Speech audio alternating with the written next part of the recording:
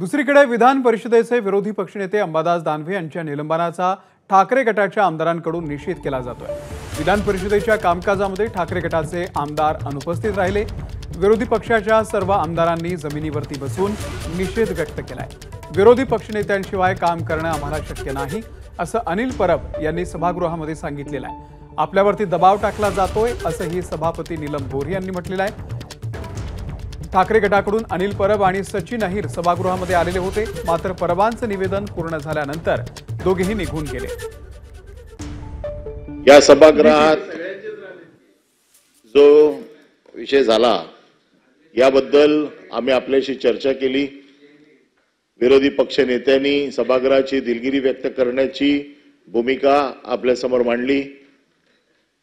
आम्ही त्या बाबतीत पक्षप्रमुखांना सांगितलं, पक्षप्रमुखांनी देखील जाहीरपणे या बाबतीत माता बहिणींची माफी मागितलेली आहे। मला असं वाटतं की विरोधी पक्ष नेता आजपर्यंत कधीही अशा प्रकारे सस्पेंड केला गेला नव्हता।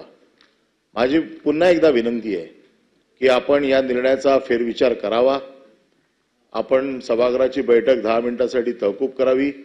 उपमुख्यमंत्री किंवा गटनेत्यांना आपण बोलवावं आणि या निर्णयाचा फेरविचार करावा। जर आपल्याला योग्य वाटत असेल तर सभागृह तहकूब करा, कारण हा सभागृहात विरोधी पक्ष नेत्याशिवाय काम करणं आम्हाला कठीण आहे। तोपर्यंत आपण निर्णय जोपर्यंत देत नाही तोपर्यंत आम्ही सभागृहामध्ये खाली बसून आपलं आणि सरकारचं एकतर्फी चाललेलं कामकाज आम्ही निमूटपणे बघतो। धन्यवाद।